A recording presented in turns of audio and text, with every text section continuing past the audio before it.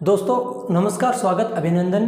भारतीय संविधान एवं राज्य व्यवस्था के बारे में पढ़ रहे हैं। हम पढ़ रहे हैं मूल अधिकार के बारे में और मूल अधिकार के अंतर्गत हम पढ़ रहे हैं समानता के अधिकार के बारे में। आप सभी को पता है कि समानता के अधिकार का उल्लेख भारतीय संविधान के अनुच्छेद 14 से लेकर 18 तक में किया गया है और हमने पिछली क्लास में अनुच्छेद 14, 15, 16 के बारे में चर्चा की है। इसी क्रम को आगे बढ़ाते हुए अब अनुच्छेद 17 के बारे में चर्चा करेंगे और अनुच्छेद 17 के बारे में चर्चा करते हुए हम पढ़ेंगे कि छुआछूत पर रोक लगाई गई है वो भारतीय संविधान के अनुच्छेद 17 के तहत लगाई गई है। अनुच्छेद 17 का जब अध्ययन करते हैं तो उसमें जानकारी मिलती है कि छुआछूत व अस्पृश्यता पर रोक लगाई गई है। इस छुआछूत को, इस अस्पृश्यता को कम करने के लिए केंद्र सरकार ने दो कानून का निर्माण किया था। केंद्र सरकार ने सबसे पहला कदम उठाया 1955 में और 1955 के माध्यम से एक कानून का निर्माण किया जिसका नाम रखा अस्पृश्यता निवारण अधिनियम। इस अधिनियम के माध्यम से देश में छुआछूत को कम करने का सबसे पहला प्रयास किया गया। दूसरे प्रयास की बात करें 1976 में, जिसके माध्यम से जिसका कानून का नाम रखा था नागरिक अधिकार संरक्षण अधिनियम।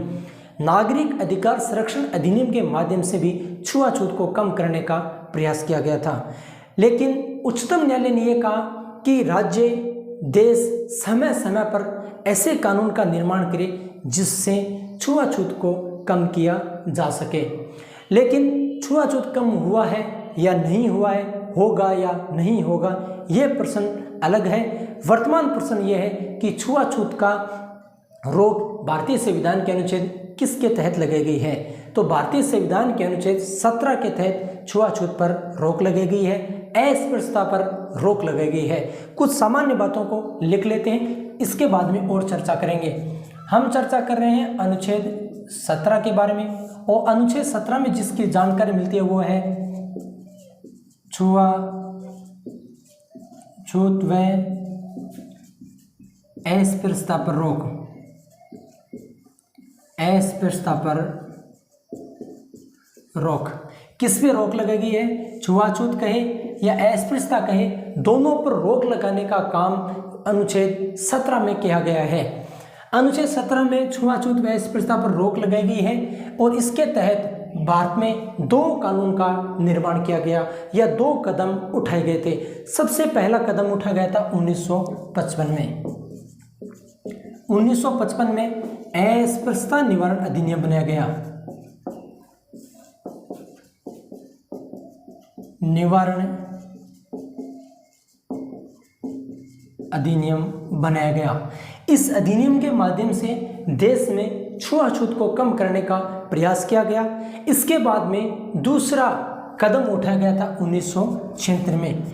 1976 में इसका नाम बदलकर, अस्पृश्यता निवारण अधिनियम का नाम बदलकर रखा गया था नागरिक अधिकार संरक्षण। नागरिक अधिकार संरक्षण। इसके माध्यम से भी केंद्र सरकार ने क्या किया गया, छुआछूत या अस्पृश्यता पर क्या किया गया था, कानून बनाया और इसको कम करने के लिए प्रयास किया गया था। समानता के अधिकार के तहत हमें जानकारी ये मिलती है कि भारत में सभी व्यक्ति समान होंगे, उसमें किसी भी प्रकार का जातिगत भेदभाव नहीं किया जाएगा। किसी भी व्यक्ति को जातिगत या धर्म के नाम पर किसी भी व्यक्ति के साथ में छुआछूत नहीं की जाएगी। तो इसी छुआछूत को या अस्पृश्यता को कम करने के लिए कानून बनाया गया 1955 में, 1976 में। अस्पृश्यता निवारण अधिनियम पूछ रहे तो 1955 करना है, नागरिक अधिकार संरक्षण पूछ रहे तो 1976 करना है। और ये दोनों कानून जिस अनुच्छेद के माध्यम से बनाए गए वो अनुच्छेद हो जाएगा भारतीय संविधान का अनुच्छेद 17। ये था हमारा भारतीय संविधान का अनुच्छेद 17 के बारे में सामान्य परिचय। इसके अलावा उच्चतम न्यायालय ने यह भी कहा है कि राज्य समय समय पर ऐसे कानून का निर्माण करे जिसके माध्यम से छुआछूत को कम किया जा सके। और ये उच्चतम न्यायालय जो निर्णय दिया वो भारतीय संविधान के अनुच्छेद 17 को मद्देनजर रखते हुए दिया था। इसी क्रम को आगे बढ़ाते हैं अनुच्छेद 18 के बारे में। अनुच्छेद 18 में लिखा गया उपाधियों का अंत। किसका अंत? उपाधियों अंत। कौन सी उपाधियां, किसकी उपाधियां, किसको उपाधियां दी जाती है, ये कहा गया, ऐसा प्रावधान किया गया है कि राज्य शिक्षा व सेना को छोड़कर किसी भी प्रकार की उपाधि नहीं देगा। कहने का तात्पर्य यह है, किसी भी व्यक्ति के पास में दम है, ताकत है, शक्ति है, तो वो शिक्षा में उपाधि हासिल कर सकता है, वो सेना में उपाधि हासिल कर सकता है। इस 2 विभाग के अलावा किसी भी प्रकार की राज्य कोई उपाधि नहीं देगा। इस उपाधियों के अंत करने के पीछे जो कारण था वो ये था, अंग्रेजी शासनकाल के दौरान कुछ ऐसे राजा होते थे, कुछ ऐसे जो उनके साथ में सहायता करते, उनकी मदद करते, किसी को सितार-ए-हिंद, किसी को राजा, किसी को महाराजा, किसी को महाराजा धीराज, किसी को दीवान, किसी को राय बहादुर, किसी को पता नहीं क्या क्या उपाधियां अंग्रेज लोग देते थे।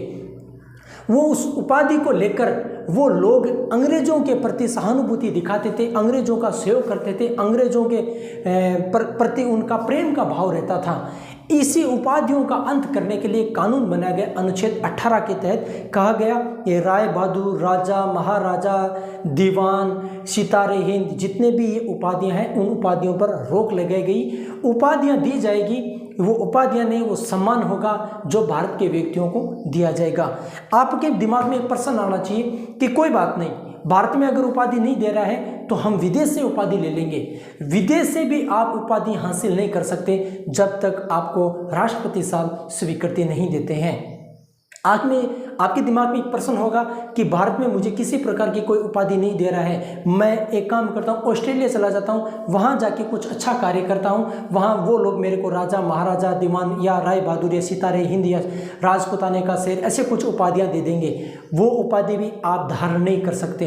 वो उपाधि आप तब तक धारण नहीं कर सकते जब तक भारत का राष्ट्रपति आपको उपाधि धारण करने के लिए स्वीकृति नहीं देता है।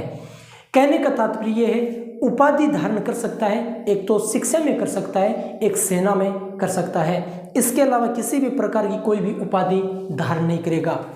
इसी प्रकार ये भी उच्चतम न्यायालय ने ये कहा कि ये जो राय बहादुर, दीवान, राजा, महाराजा, महाराजा धीराज, सितारे-हिंद, जितनी भी जो उपाधियां हैं, ये अनुच्छेद 18 के विरोध में है, इसलिए इन उपाधियों को समाप्त किया जाए। तो कुछ लोगों ने ये कहा कि ये उपाधियां तो समाप्त कर दी, लेकिन आप पद्म भूषण, विभूषण, पद्मश्री, भारत रत्न, ये जो उपाधियां देते हो, ये क्यों देते हो, इसको भी समाप्त किया जाए। तो उच्चतम न्यायालय ने 1996 में ये निर्णय दिया। याद रखना, उच्चतम न्यायालय ने ये निर्णय दिया कि पद्मश्री, पद्म भूषण, विभूषण या भारत रत्न, ये जो उपाधियां दी जाती है, ये उपाधियां नहीं है, ये एक सम्मान है।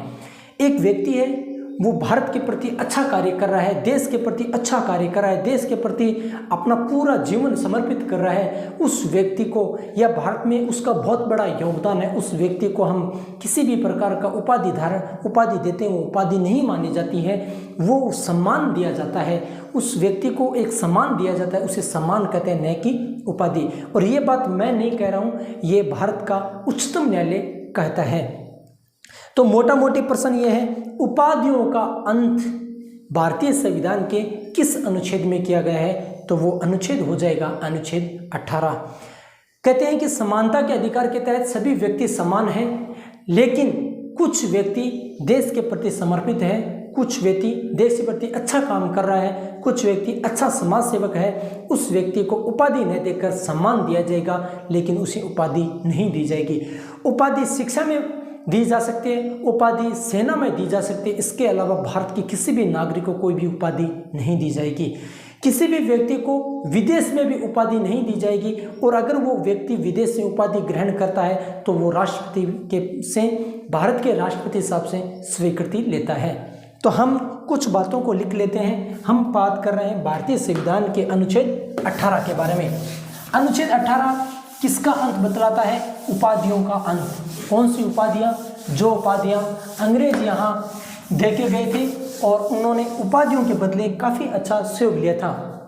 राजस्थान में ऐसे काफ़ी राजा महाराजा है जिसको कुछ न कुछ अंग्रेजों ने उपाधि दी है, उपाधि दे दी। राजा महाराजा ने कहा कि अंग्रेजों ने तो हमें ये उपाधि दी है, हम तो अंग्रेजों के प्रति 24 घंटे, वो तो ये कहते हैं कि अंग्रेजों के साहब आपने मेरे को सितारे-हिंद की उपाधि दी है, केसर-ए-हिंद की दी है, आपने मेरे को राजा महाराजा की उपाधि, आप तो 1 बजे फ़ोन करना, मैं आपके लिए तैयार हूँ, मैं आपके लिए हाजिर हूँ। तो ऐसे वो अंग्रेज इतने चालाक थे, चतुर थे कि उन्होंने एक छोटी सी उपाधि के माध्यम से उन्होंने पता नहीं राजा महाराजाओं का कितना सहयोग लिया है। तो हम बात करें अनुच्छेद 18 की। अनुच्छेद 18 में लिखा गया है उपाधियों का अंत। उपाधियों का अंत।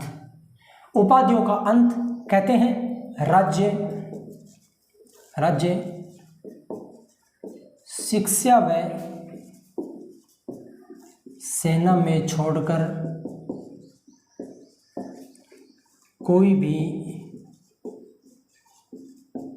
उपाधि नहीं देगा। कोई भी उपाधि नहीं देगा। कोई बात नहीं। राज्य को यह है, राज्य का यह दायित्व है कि वो शिक्षा व सेना के अलावा किसी भी प्रकार की कोई उपाधि नहीं देगा। भारत का नागरिक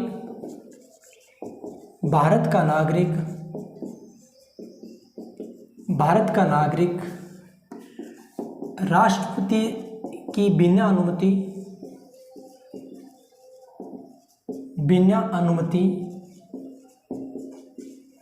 विदेश से भी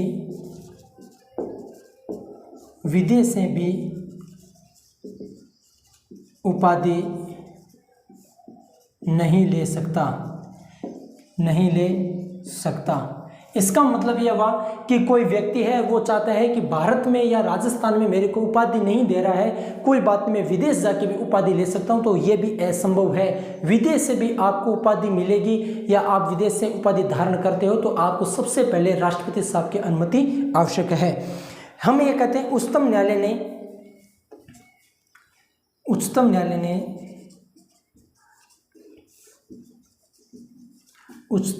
ने क्या कहा? दीवान राय बहादुर, राजा महाराजा, दीवान राय बहादुर, राजा महाराजा अनेक उपाधियां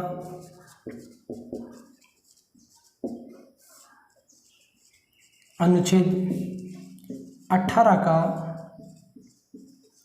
उल्लंघन करती है। कोई बात नहीं। उच्चतम न्यायालय ने यह भी कहा, उच्चतम न्यायालय ने कहा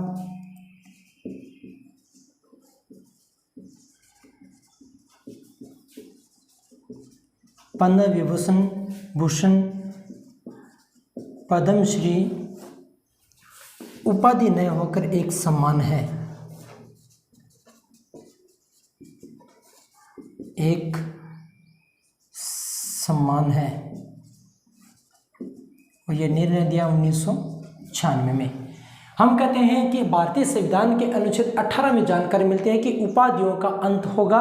कौन सी उपाधियां? वो उपाधियां जो प्राचीन काल में अंग्रेज लोग हमें दिया करते थे, जिसके बदले वो बहुत बड़ा हमें से सहयोग लेते थे। तो उच्चतम न्यायालय ये कहता है कि ये जो जितनी भी उपाधियां हैं, ये उपाधियां नहीं लेगा व्यक्ति, और राज्य का ये दायित्व है कि शिक्षा व सेना को छोड़कर किसी भी प्रकार की उपाधि नहीं देगा। तो ये उच्चतम न्यायालय का कहना है। इसी सबसे पहले समानता का अधिकार भारतीय संविधान का अनुच्छेद जो 14 से लेकर 18 तक के बारे में जो जानकारी बतलाता है, इसको हमने पढ़ लिया है। हमने अनुच्छेद 14 को पढ़ा, हमने अनुच्छेद 15, 16, 17 व 18 को पढ़ा। एक एक अनुच्छेद के बारे में जानकारी करने के बाद अब हम आगे के अधिकार के बारे में पढ़ते हैं। और अगला अधिकार हमारा हो जाएगा कौन सा? समानता का अधिकार हो गया, तो अगला अधिकार हो जाएगा हमारा स्वतंत्रता का अधिकार।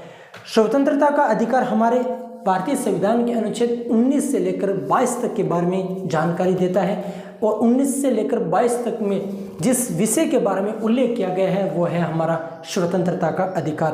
प्रश्न पूछा जा सकता है कि स्वतंत्रता के अधिकार का उल्लेख भारतीय संविधान के अनुच्छेद किस में किया गया है? तो भारतीय संविधान के अनुच्छेद 19 से लेकर 22 में किया गया है। 19 से लेकर 22 तक हम जो चर्चा करेंगे वो करेंगे स्वतंत्रता के अधिकार के बारे में। कौन सी तंत्रता के बारे में? स्वतंत्रता का अधिकार। और स्वतंत्रता का अधिकार का उल्लेख भारतीय संविधान के अनुच्छेद 19 से लेकर 22 तक के बारे में जानकारी बताता है। तो हम एक एक अनुच्छेद के बारे में चर्चा करेंगे और पढ़ेंगे व जानेंगे कि किस अनुच्छेद में कौन सा प्रावधान किया गया है। सबसे पहले अगर स्वतंत्रता के अधिकार के बारे में चर्चा करें तो सबसे पहले जो अनुच्छेद होगा वो अनुच्छेद हो जाएगा हमारा 19। अनुच्छेद 19 में जो जानकारी मिलती है वो ये मिलती है कि भारतीय संविधान के अनुच्छेद 19 में 6 प्रकार की स्वतंत्रता का उल्लेख किया गया है। पहले मूल संविधान में 7 प्रकार की स्वतंत्रता का उल्लेख किया गया था, लेकिन वर्तमान समय में 6 प्रकार की स्वतंत्रता का उल्लेख जानकारी मिलती है। आपको पता है कि एक प्रकार की स्वतंत्रता को समाप्त किया गया था, वो स्वतंत्रता संपत्ति का अधिकार। संपत्ति की स्वतंत्रता को हमने 44वें संविधान संशोधन के माध्यम से इसको हमने समाप्त कर दिया, इसको हमने हटा दिया। तो मूल संविधान में 7 प्रकार की स्वतंत्रता थी। अनुच्छेद 19 के तहत और अनुच्छेद 19 के तहत वर्तमान समय में 6 प्रकार की स्वतंत्रता की जानकारी मिलती है। 6 प्रकार की स्वतंत्रता की बात करें तो अनुच्छेद 19 के तहत पहले 7 प्रकार की स्वतंत्रता थी, आज वर्तमान में 6 प्रकार की स्वतंत्रता है। एक प्रकार की स्वतंत्रता जो संपत्ति की स्वतंत्रता थी उसको हमने हटा दिया। प्रश्न ऐसे बन सकता है कि संपत्ति की स्वतंत्रता का हमने किस संविधान संशोधन के माध्यम से हटाया है, तो वो हमारा संविधान संशोधन हो जाएगा 44वां संविधान संशोधन 1978 के माध्यम से। तो हम ये कह सकते हैं अनुच्छेद 19 में अनुच्छेद 19 हो जाएगा हमारा। अनुच्छेद 19 में 6 प्रकार की स्वतंत्रता का उल्लेख है। 6 प्रकार की स्वतंत्रता का उल्लेख है। कितने प्रकार की स्वतंत्रता था? 6 प्रकार की स्वतंत्रता। एक एक स्वतंत्रता देखते हैं। पहली स्वतंत्रता है भाषण व अभिव्यक्ति की स्वतंत्रता।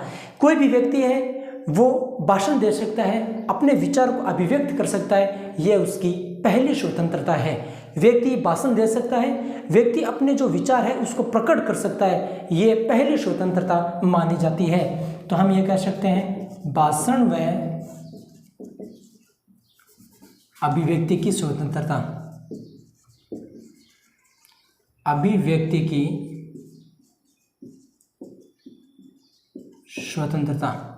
दूसरी स्वतंत्रता मानी जाती है वो मानी जाती है बिना हथियार के शांतिपूर्वक बैठक करने की स्वतंत्रता। आपके दिमाग में प्रश्न है कि सरकार की एक गलत नीति है, उस नीति के खिलाफ हमें धरना देना चाहिए, हमें सभा बुलानी चाहिए, हमें लोगों को एकत्रित करना चाहिए, हमें लोगों को जागरूक करना चाहिए। तो आप धरना दे सकते हो, लेकिन शर्त यह है आपके पास में हथियार नहीं होने चाहिए। कल एक जिला मुख्यालय पर हजारों लोग, लाखों लोग हथियार लेके अगर वो धरना प्रदर्शन कर रहे हैं तो वो कोई ये गलत बात है। लेकिन स्वतंत्रता ये है बिना हथियार के शांतिपूर्ण ढंग से आप बैठक कर सकते हो, अपनी बात को रख सकते हो, आप किसी भी चीज़ का विरोध कर सकते हो। तो दूसरी बात है बिना हथियार के शांतिपूर्वक बैठक करने की स्वतंत्रता। बिना हथियार के शांतिपूर्वक बैठक करने की स्वतंत्रता। चलो कोई बात नहीं, हमारे पास हथियार भी नहीं है और हम शांतिपूर्ण ढंग से कहीं जाके बैठ सकते हैं, सरकार की नीतियों का हम विरोध कर सकते हैं, लेकिन हमारे पास शर्त यह है कि हथियार नहीं होने चाहिए। आपके दिमाग में प्रश्न है कि मुझे एक संगठन बनाना चाहिए, मुझे एक संघ बनाना चाहिए, मुझे एक सहकारी संगठन बनाना चाहिए, क्या ये मेरे पास स्वतंत्रता है या नहीं है? तो आप अपना खुद का संगठन बना सकते हो, आप अपना संघ बना सकते हो, आप सहकारी संगठन बना सकते हो, ये आपकी एक स्वतंत्रता है। और आप इस स्वतंत्रता के तहत आपको पता है कि अलग अलग व्यक्तियों के संघ होते हैं, संगठन होते हैं। ये जो संघ और संगठन होते हैं इनकी एक स्वतंत्रता होती है। अगर मैं चाहूँ कि मेरा एक संघ होना चाहिए, उस संघ में हजारों लोग होने चाहिए, तो आप बाकायदा संघ का निर्माण कर सकते हो, संघ का गठन कर सकते हो, एक संगठन बना सकते हो, एक सहकारी भी संगठन भी बना सकते हो। तो संघ व संगठन। नंबर 3, संघ व संगठन। और एक विशेष रूप से बात ली गई सहकारी संगठन की स्वतंत्रता। सहकारी संगठन की स्वतंत्रता की स्वतंत्रता। इसी क्रम में आगे बढ़ाते हुए हम नंबर 4 की बात करेंगे और 4 नंबर पे लिखा है घूमने फिरने की स्वतंत्रता। आप भारत देश में किसी भी राज्य में निवास कर रहे हो, जैसे मैं राजस्थान से हूँ तो मैं चाहूँ तो जोधपुर में घूम सकता हूँ, जयपुर में घूम सकता हूँ, हैदराबाद में घूम सकता हूँ, बॉम्बे में घूम सकता हूँ, जम्मू कश्मीर में भी घूम सकता हूँ, लद्दाख में भी घूम सकता हूँ। भारत के किसी भी कोने में किसी भी स्थान पर मुझे घूमने व फिरने की स्वतंत्रता है। ये जरूर नहीं है कि एक मणिपुर का आदमी राजस्थान में घूम नहीं सकता, एक राजस्थान का आदमी मिजोरम में नहीं घूम सकता।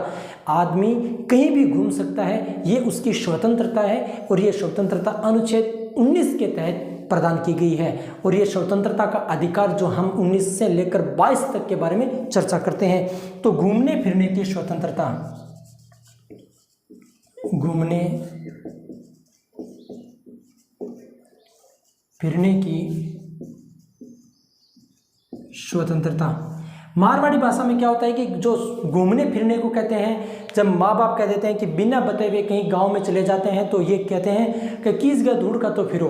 तो मतलब यह है कि अपन राजस्थान में नहीं भारत में कहीं भी घूम सकते हैं, लेकिन एक प्रकार की आपके पास स्वतंत्रता नहीं है, घर से अनुमति लेनी बहुत ज़्यादा जरूरी है। अगर घर से अनुमति है, स्वतंत्रता है, तो आप भारत में कहीं भी जा सकते हो। आपके दिमाग में प्रश्न आ गया कि यार राजस्थान में हम बाड़मेर में रह रहे हैं, पैसे भी खूब है, हमारे पास प्रॉपर्टी भी है, हम जम्मू कश्मीर में मकान ले लें क्या, प्रॉपर्टी ले लें क्या, वहाँ जाके बस जाएं। तो आप भारत के किसी भी कोने में किसी भी स्थान पे रहने व बसने की स्वतंत्रता है। आप चाहो तो अपना मकान हैदराबाद में बना सकते हो, आप चाहो तो बेंगलोर में बना सकते हो, आप चाहो तो कलकत्ता में बना सकते हो, आप चाहो जोधपुर में, आप चाहो बीकानेर में, आप चाहो तो जैसलमेर। ये आपकी स्वतंत्रता है कि आप भारत के किसी भी कोने में अपना मकान बनाकर आप निवास कर सकते हो। तो रहने व बसने की स्वतंत्रता नंबर 5, रहने व बसने की स्वतंत्रता। रहने व बसने की भी आपको क्या है, स्वतंत्रता है। इसी क्रम को आगे बढ़ाते हुए अपने संपत्ति की स्वतंत्रता का पहले उल्लेख था। कौन सी पत्ति का, संपत्ति की स्वतंत्रता। इस संपत्ति की स्वतंत्रता को हमने यहाँ से हटा दिया और जिस संविधान संशोधन के माध्यम से हटाया वो संविधान संशोधन हो जाएगा 44वां संविधान संशोधन। और आप सभी को पता है कि 44वां संविधान संशोधन कब हुआ था भाई, 1978 में। और 1978 में जिस समय सरकार थी वो सरकार थी मोरारजी देसाई की। चलो कोई बात नहीं। इसी क्रम को आगे बढ़ाते हुए हमारे पास अगली स्वतंत्रता हो जाएगी व्यापार करने की स्वतंत्रता। आपके दिमाग में प्रश्न है कि मेरा जो व्यापार है वो बेंगलोर में बढ़िया चलता है, वहाँ अच्छी खासी दुकानें चलती है, तो आप कहीं भी व्यापार कर सकते हो। आपको पता है कि जोधपुर और बीकानेर में बीकानेर और जोधपुर की जो मिष्ठान भंडार की जो दुकानें हैं, भारत के कोने कोने में, भारत के प्रत्येक शहर में आपको जोधपुर मिष्ठान भंडार, बीकानेर मिष्ठान भंडार मिल जाएगा। तो ये क्या, एक व्यापार की स्वतंत्रता है। ये जरूरी नहीं कि एक जोधपुर का व्यक्ति है वो जोधपुर में ही दुकान चला के वहाँ कामकाज करे, नहीं, अगर उसको वो लगे कि मुझे बाहर जाके भी व्यापार करना है तो आप कर सकते हो। ये आपको खुद को स्वतंत्रता दी गई है और ये जो स्वतंत्रता दी गई है वो भारतीय संविधान के अनुच्छेद 19 के तहत दी गई है। तो अगली स्वतंत्रता हो जाएगी व्यापार की स्वतंत्रता।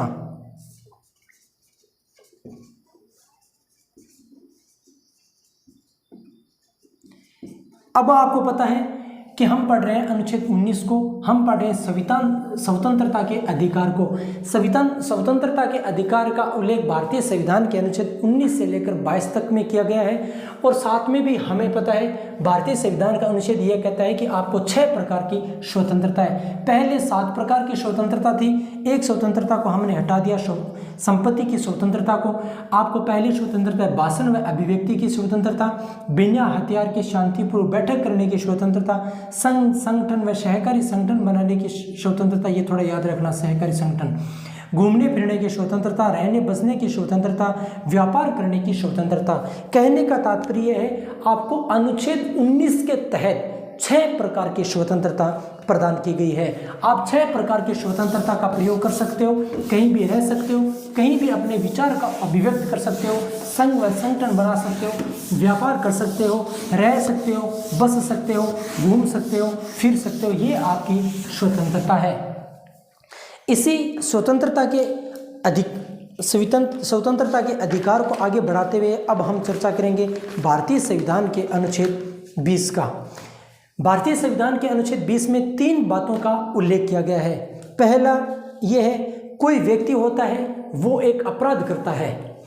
एक व्यक्ति है, उसने 2010 में अपराध किया, तो अगर उसको 2015 में उसकी सजा सुनाई जाती है तो आपको 2010 के कानून को मद्देनजर रखते हुए सजा सुनाई जाएगी। कहने का तात्पर्य यह है कि जो व्यक्ति जिस समय अपराध करता है उस व्यक्ति को उस समय के कानून के तहत सजा दी जाएगी। जैसे 2010 में एक प्रावधान किया गया था कि अगर कोई आदमी एक आदमी की अगर एक चांटा मारता है तो 200 रुपये का जुर्माना लगेगा। लेकिन 2011 में आप एक काम करते हो, वो सज़ा सुनाते हो कि आपको 300 रुपये का आपके चार्ज लगेगा। लेकिन कहने का तात्पर्य यह है कि चांटा तो 2010 में मारा था, 2011 में आप 300 रुपये किस बात के ले रहे हो? 2010 में एक चांटे के 200 रुपये का दंड का प्रावधान किया गया था। मतलब कहने का तात्पर्य यह है, जिस समय जो व्यक्ति अपराध करता है उस समय के कानून के तहत उसको सज़ा सुनाई जाती है। अगली बात यह कही, किसी भी व्यक्ति को खुद के स्वयं के विरुद्ध गवाही देने के लिए बाध्य नहीं किया जाएगा। अगर कोई व्यक्ति है, अगर वो कोई व्यक्ति अपराध कर लेता है तो उसको ये स्वतंत्रता है कि वो व्यक्ति खुद के विरुद्ध गवाही नहीं दे सकता। गवाही देने के लिए उस व्यक्ति को बाध्य नहीं किया जा सकता। गवाही देने के लिए नहीं कि आपने अपराध किया है, आप अपनी स्वयं गवाही दो, उसको हम ऐसे बाध्य नहीं कर सकते। अगली जो तीसरी बात यह है कि एक व्यक्ति को एक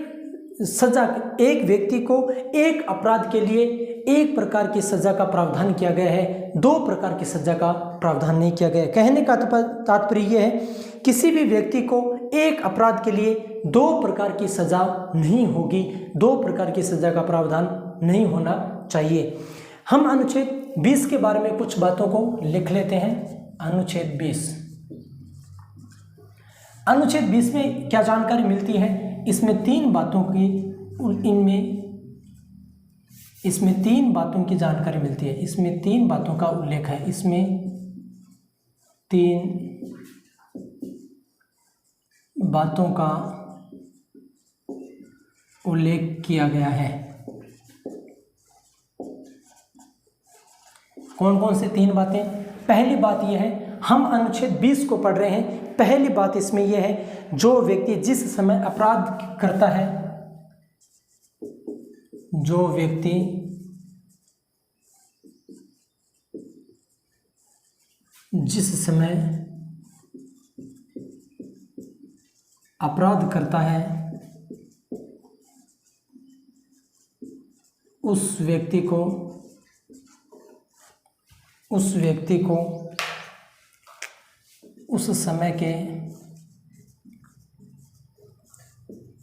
समय के कानून के तहत सजा दी जाएगी,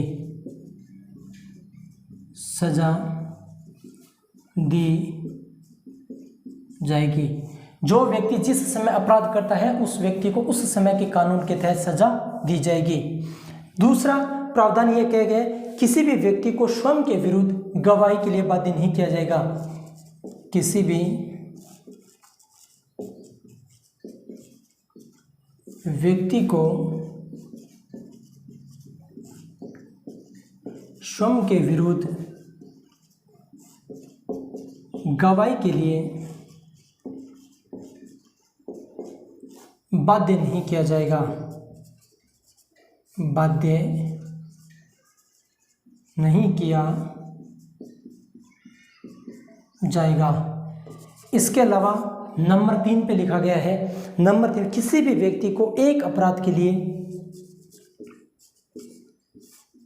किसी भी व्यक्ति को एक अपराध के लिए 2 सजा नहीं दी जाएगी।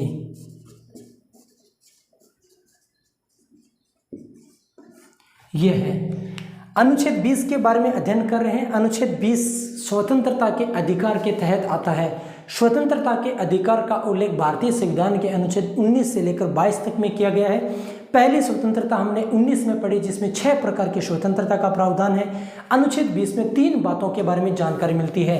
पहली बात यह है, जो व्यक्ति जिस समय अपराध करता है उस व्यक्ति को उस समय के कानून के तहत सजा दी जाएगी। किसी भी व्यक्ति को स्वयं के विरुद्ध गवाही देने के लिए बाध्य नहीं किया जाएगा और किसी भी व्यक्ति को एक अपराध के लिए 2 सजा नहीं दी जाएगी। ये साथियों स्वतंत्रता के अधिकार के बारे में हमने चर्चा की अनुच्छेद 19 व 20 के बारे में, और पीछे हमने समानता के अधिकार के बारे में अनुच्छेद 17 व 18 के बारे में अध्ययन किया। इसी क्रम को आगे बढ़ाते हुए हम अगली क्लास में जो शेष रहे अनुच्छेदों के बारे में, शेष रहे अधिकारों के बारे में हम चर्चा करेंगे, विस्तार पूर्वक जानकारी करेंगे और एक एक बात को हम अध्ययन करेंगे और जानेंगे व पढ़ेंगे कि प्रतियोगिता परीक्षा में किस प्रकार का प्रश्न बनता है, किस प्रकार के प्रश्न को बनने की संभावना रहती है, ताकि हमारा किसी भी प्रकार से कोई भी प्रश्न गलत नहीं हो। इसी आशा व विश्वास के साथ मैं अपनी वाणी को विराम देता हूँ। विष्णु चारण। जय हिंद, जय भारत माता। धन्यवाद।